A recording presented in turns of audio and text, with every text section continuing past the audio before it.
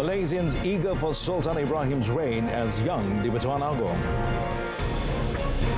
States collaboration to strengthen synergy in attracting investments.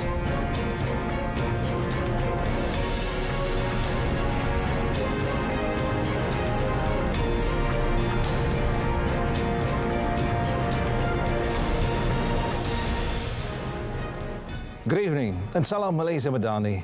You're watching Malaysia Tonight and I'm Muhammad Amin Carlos.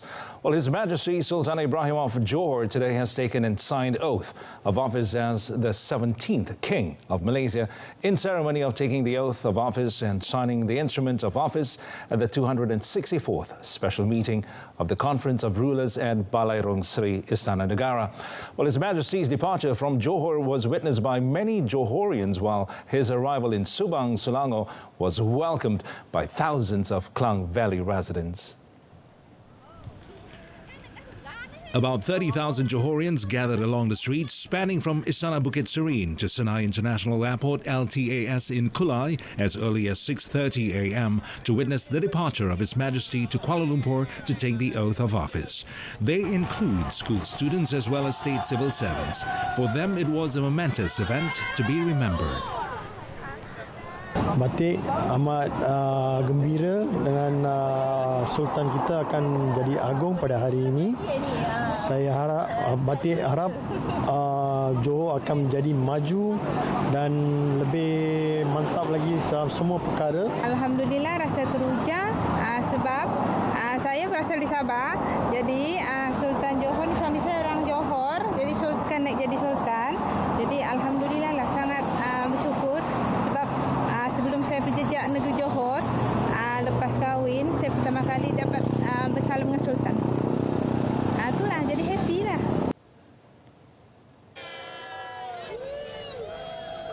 Over in Subang, His Majesty Sultan Ibrahim's arrival was welcomed by thousands of people gathered outside the Royal Malaysian Air Force Air Base. Excited, touched and proud were some of the emotions that could be seen on the faces of those who came to witness His Majesty's arrival. Harapan baru kami ingin mengucapkan selamat berusaha dalam peranan tuanku sebagai Agong ke-17 Malaysia. Diharapkan 5 tahun pemerintahan akan membawa lebih banyak perhatian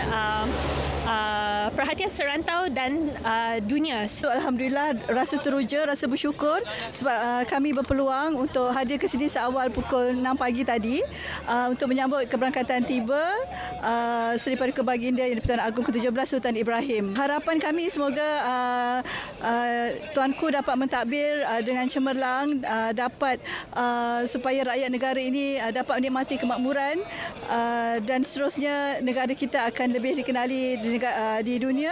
Perasaan dia berbeza sebab saya tak pernah buat benda ni sebelum ni, and then rasa teruja lah, boleh jumpa, boleh lambai. Harapan saya ialah semoga ketibaan YDPA yang baru ni kita boleh membantras rasuah. Baginda ada kapasiti nak buat begitu, and negara dapat mencapai kemajuan ekonomi yang lagi baik.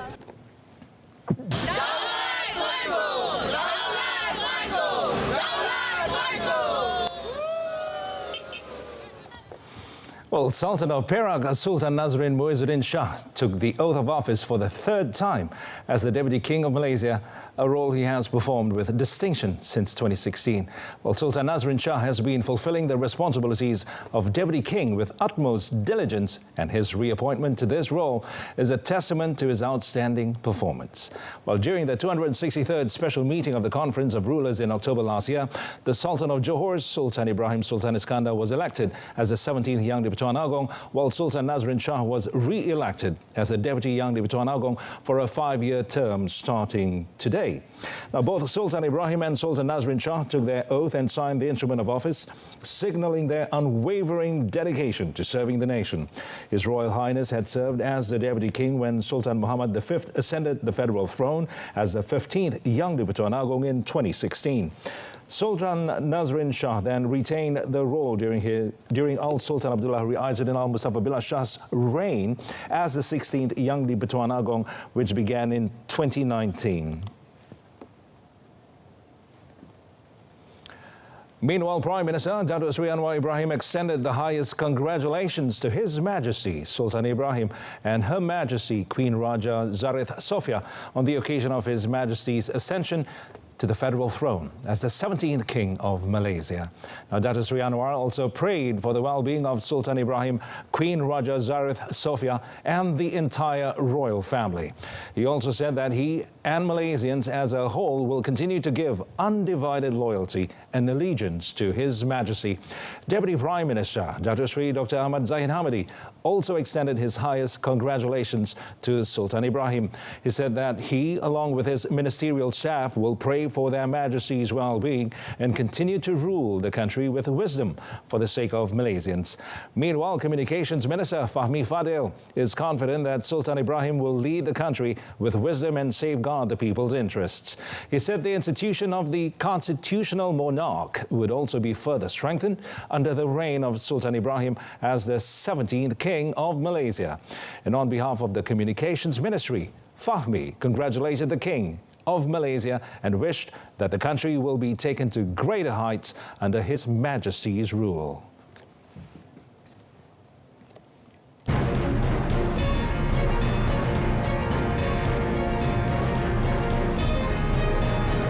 Well, still ahead in our business segment, global venture capital firm Antler invests in 7 Malaysian startups. Well, during the Cluster Industry Development meeting, Deputy Investment, Trade and Industry Minister Liew Chin Tong emphasised the need for collaboration among Selangor, Kuala Lumpur, Melaka and Negeri Sembilan to strengthen their synergy in attracting investments to the country. Elaborating further on the matter, the Deputy Minister has stated that the collaboration of 4 states will result in a stronger investment supply chain. Well, as an example, Liew highlighted that the aerospace industries located in these states involve different items in the supply chain, which could attract more investments into the country. Furthermore, the Deputy Minister also noted that the collaboration will also focus on developing the relevant workforce through talent development and manpower programs. The cluster industry meeting was also attended by representatives from Malaysian Investment Development Authority or MIDA, Invest KL, Invest Selangor, Invest Melaka and Invest Negeri Sembilan. Well, Antler announced its largest pre-seed investment round to date in the region, committing $5.1 million to 37 startups across Southeast Asia, including Malaysia. So in a statement today, the early-stage venture capital firm said the investment also marked Antler's initial commitment and footprint in Malaysia as part of its strategic partnership with sovereign wealth fund Khazanah Nasional Berhad. Antler Malaysia associate partner and country head Frank Kang announced that the company is backing 7 startups from the Antler Malaysia cohort, namely Cleave, Coex, Messenger Co, Pingme, Seafoodie, Uneed and Zappy. Antler said this round also marks the highest number of pre-seed deals completed in a single round in the region, demonstrating Antler's commitment to backing the next generation of Southeast Asian tech entrepreneurs. Antler co-founder and managing partner Asia, UC Salawara, said the company recognizes the immense potential of early-stage startups in Southeast Asia. He added that at this pivotal moment, Antler's laser focus on helping founders establish a robust foundation for sustainable business models and fostering long-term innovation within the broader global tech ecosystem. So with a record number of over 5,000 applications in this round, Antler has consistently backed over 1,000 startups across the world since its launch in 2018. Well, self-drive tourism routes will revitalize the tourism economy in Southeast Asia. Now, Tourism, Arts and Culture, or MOTAC Minister Datuk Seri Tiong King Sing said through a self-drive tourism plan, tourists would be able to enjoy the natural scenery, urban landmarks, historical contexts, cultural customs and other attractions of different states in Malaysia. So among the suggested travel routes are Hatnyai Sungai Kolok, Kota Baru, Kuala Lumpur, and Hatnyai Alosar, Georgetown. Elaborating further, Dato Sri Tiong said MOTAC pledged to proactively cooperate with the relevant departments and agencies and arrange further negotiations with the Thai government in the short term on the selection of self-drive tourism routes to promote the smooth launch of the plan. The plan was discussed during a meeting with ministers from Malaysia, Thailand, Laos and Vietnam on the sidelines of the 2024 ASEAN Tourism Forum in Vientiane, Laos. Now, meanwhile, the minister said Malaysia and ASEAN countries have been actively promoting regional cooperation and emphasizing the importance of cultural exchanges and unity to enhance ASEAN's status as an important tourist destination. Well, it said ASEAN countries are a community that is not limited to promoting tourist attractions, but also strives to create experiences that resonate with tourists, leave beautiful memories and establish lasting connections with the ASEAN region. Well, Bank Rakyat targets 100 million ringgit in new funds from the iRisk Plus investment accounts this year. Our Chief Executive Officer, Dr. Muhammad Hanis Osman, said the bank had recorded a total of 202 million ringgit in investments as at 31st December 2023. As of 31st December, Bank Rakyat recorded 35,000 active accounts with about 35,000 subscribers. Dia berkonsepkan pelaburan rather than the normal savings. And then dia menggunakan konsep mudarabah, di mana profit sharing berlaku di situ. And then dari segi pulangannya secara purata kita boleh katakan dalam 0.75% lah. The investment account provides higher return rates with stable profit rates to the customers. He added Bank Rakyat will introduce various products that are more innovative with interesting return rates this year to new and existing customers.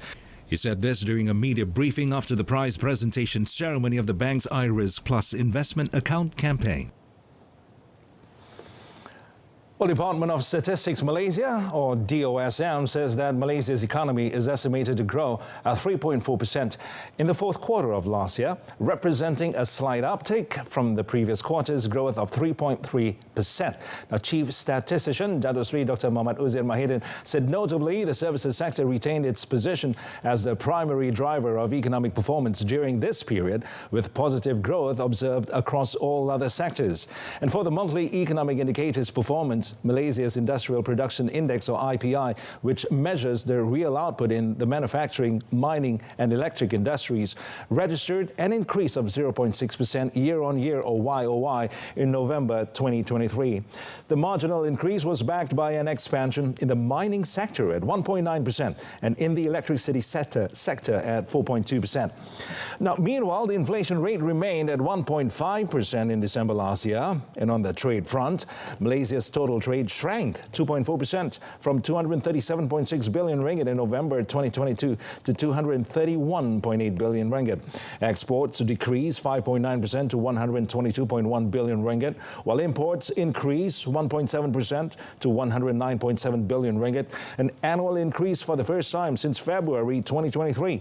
Now, the trade balance remained in surplus at 12.4 billion ringgit, down 43.1% from the previous year, while total trade amounted to 225.1 billion ringgit in December last year.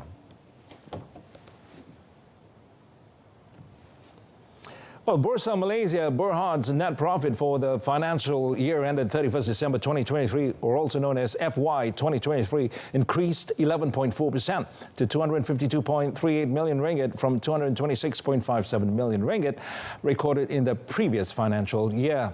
Now, revenue in FY 2023, meanwhile, increased to 616.49 million ringgit from 603.25 million ringgit previously. Now, in a Bursa Malaysia filing, it said the increase in net profit was due to a 1.3% increase in operating revenue to 592.8 million ringgit from 585.3 million ringgit in FY 2022.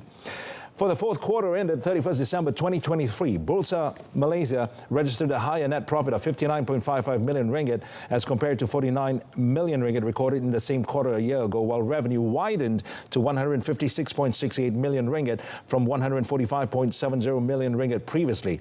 Bursa Malaysia also said the securities market registered trading revenue of 266.6 million ringgit in FY 2023 compared to 263.5 million ringgit in FY 2022, an increase of 1.2% due to higher average daily value traded for on-market trades and direct business trades.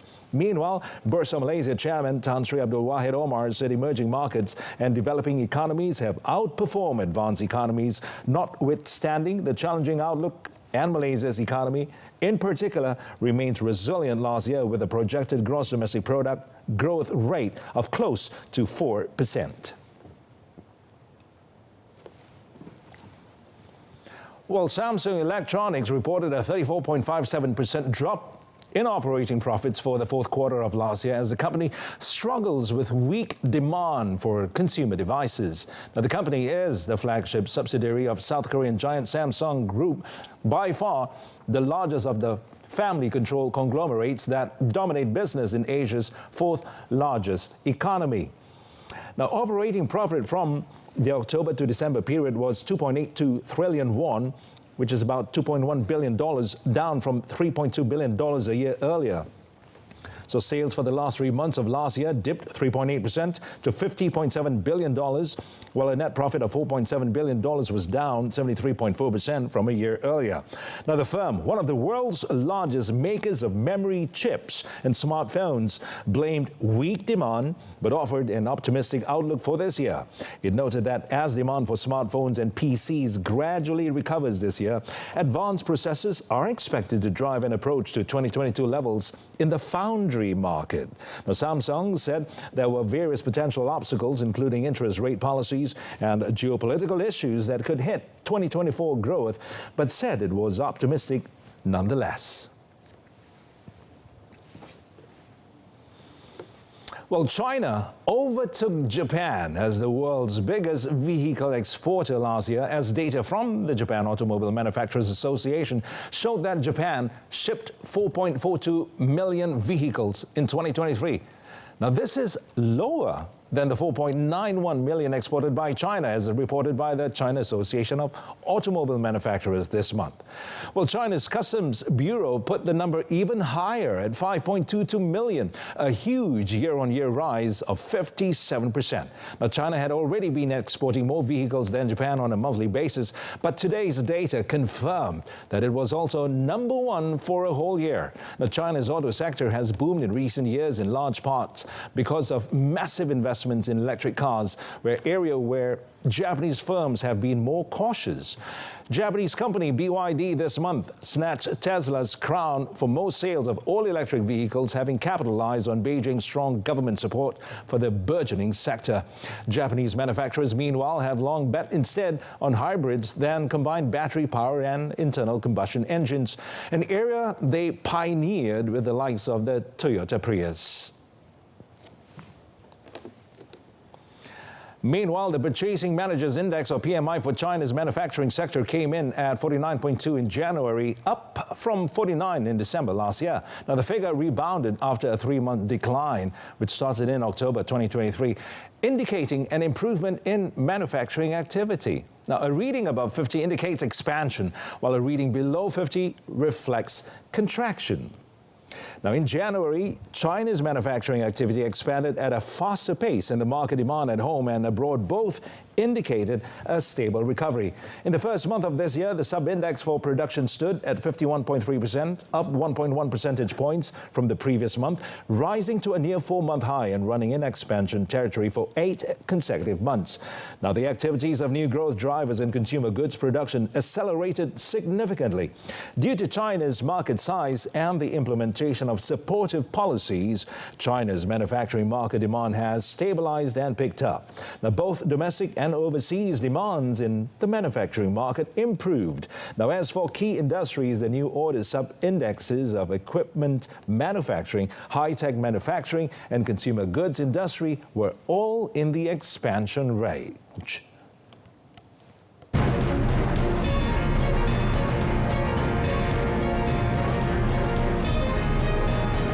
Coming up in our foreign segment, Imran Khan given second jail sentence in 2 days.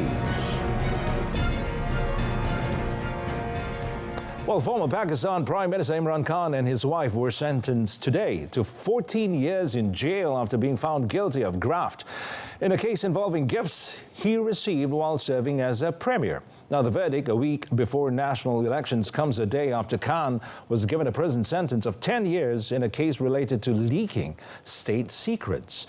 Now, it was not immediately clear if Khan's sentences were to run consecutively or concurrently following a trial held inside the jail where he has been detained for much of the time since his arrest in August. But Khan's lawyer Salman Safdar confirmed he had been sentenced alongside his wife Bushra Bibi, who had been on remand throughout the trial. Now, since being ousted in 2022, Khan has been buried by court cases he claims have been triggered to prevent his return to office after a campaign of defiance against Pakistan's military kingmakers. Khan had accused a powerful military with whom he ruled in partnership for much of his tenure of orchestrating his ouster in a US-backed conspiracy. About 127 million Pakistanis are eligible to vote on election day next Thursday, with Khan and his Pakistan Tehreek-e-Insaf party at the center of debate despite being squeezed out of the limelight. Well, a thick blanket of fog shrouded China's financial hub of Shanghai today, suspending several ferry routes temporarily.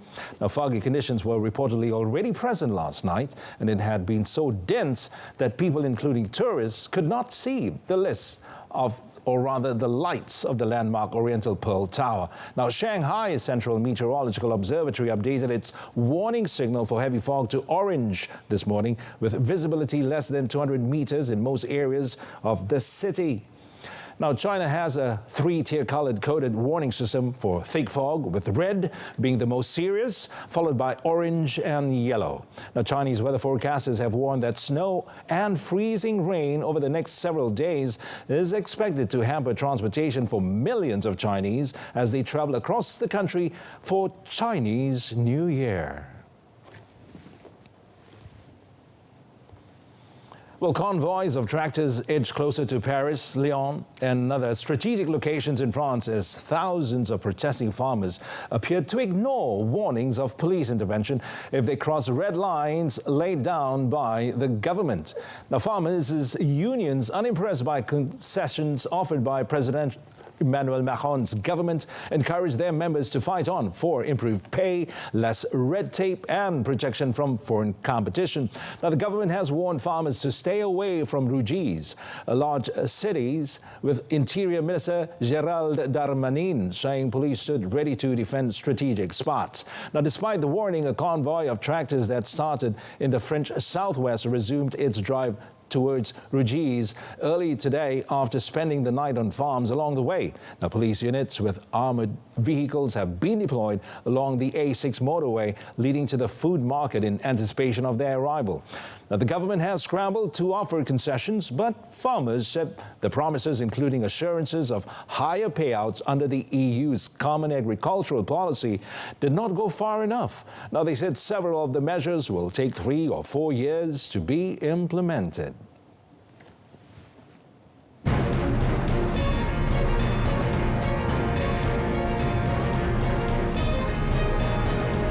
Next up in sports, Malaysia make history at Hockey 5's World Cup. Well, the national men's 5-a-side hockey squad made history by advancing to the final of the inaugural Hockey 5's World Cup 2024 in Muscat, Oman, after edging out Poland 4-3 in the semi-final early today.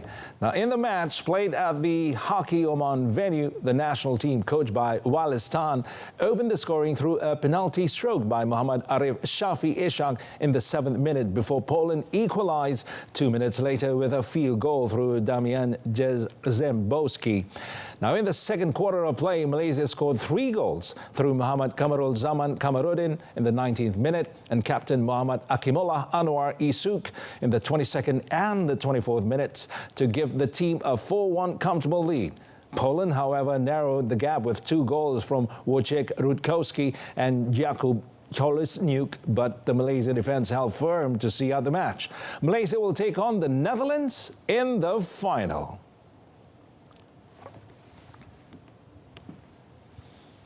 The national men's hockey senior and junior squads have been disbanded, and this is to pave the way for the players to anticipate in the Malaysian Hockey League or MHL 2024. And Malaysian Hockey Confederation MHC President Dato' Sri Subhan Kamal said the 2 squads would be reconstituted after the MHL competition from 1st February to the 9th of March. Dato' Sri Subhan said the coaches' contracts have also expired following the completion of tournaments participated by the national squads.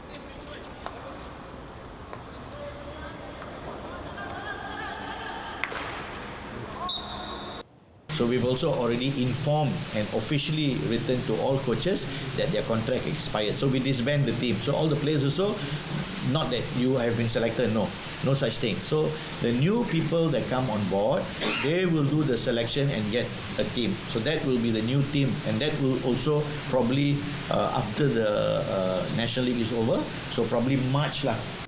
He said the situation is different in women's hockey as a 6-year plan had been drawn up for the national squad. However, the position of national women's hockey head coach Muhammad Nasihin Nubli Ibrahim would be decided by the coaching committee. He said the National Executive Board would act on the recommendation of the committee and endorse the new national head coach, national junior head coach and national women's coach later. Well, last but not least, the condition and performance of the national track cycling star Dato' Azizul Hasni Awang in the UCI Track Nations Cup in Adelaide, Australia, which starts this Friday, will be carefully monitored. Now, this is due to his unstable heart condition. And National Track Cycling head coach John Beasley informed that the Tokyo Olympics silver medalist has been taking medication for the past few weeks. Well, according to Beasley, Dato' Azizul Hasni is suffering from pericarditis, which is a heart condition, and this can cause sharp pain or put pressure on the chest. He added that Dato' Azizul Hasni's condition is not serious, but it should be monitored. Now, the sprint and keirin champion underwent open heart surgery in 2022 to correct a coronary artery anomaly that he had since birth. And he spent most of the year undergoing rehabilitation treatment. And he came back strong last year, winning double gold at the Asian Championships in Nilai in June. Well, that concludes this evening's Malaysia Tonight. In our top story, Malaysians eager for Sultan Ibrahim's reign as Yang di-Pertuan Agong. Well, do tune in to World Today, coming up tomorrow at 12:30 p.m. on TV2. From the river to the sea, Palestine will be free. I'm Mohammed Amin Carlos. Thanks for watching.